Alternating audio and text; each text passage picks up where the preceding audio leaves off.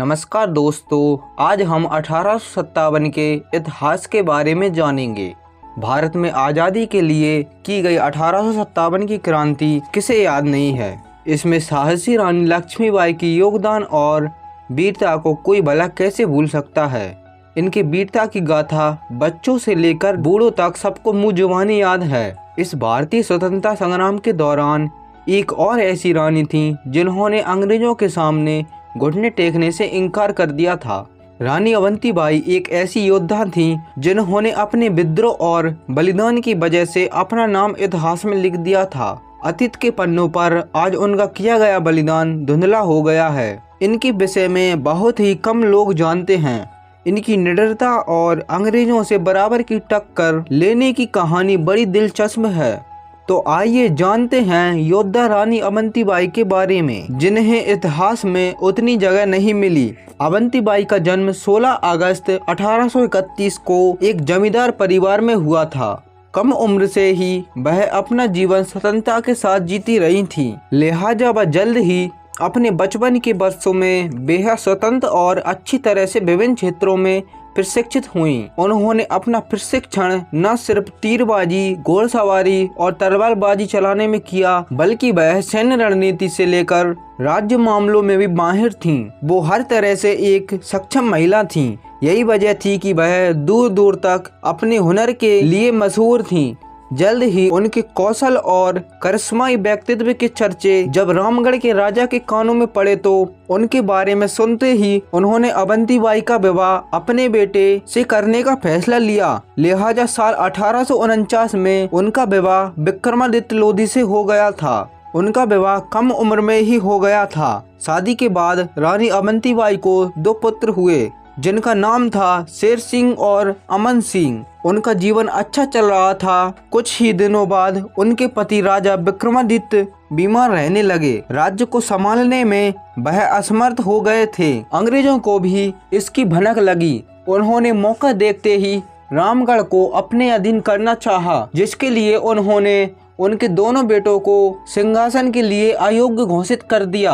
अंग्रेजों का कहना था अभी दोनों नाबालिग हैं और सत्ता संभालने के योग्य नहीं हैं। रानी ने अपने हाथों में सत्ता ले ली। जल्द ही अंग्रेजों ने रानी को हटाकर अपना प्रशासन लागू कर दिया। उन्होंने यह डॉक्ट्रिन ऑफ लैप्स के तहत किया था।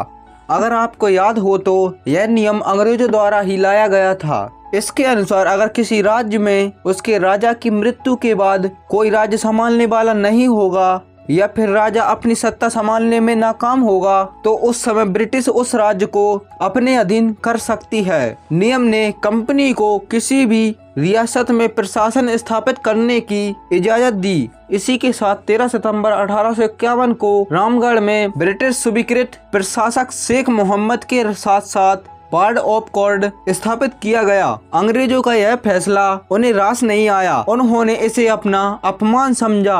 रानी अवंतीबाई ने ये फैसला किया कि अंग्रेजों से जरूर इस बात का प्रतिशोध लेगी। साल 1857 में उन्होंने अपना बदला लेने का सही मौका भी मिल गया।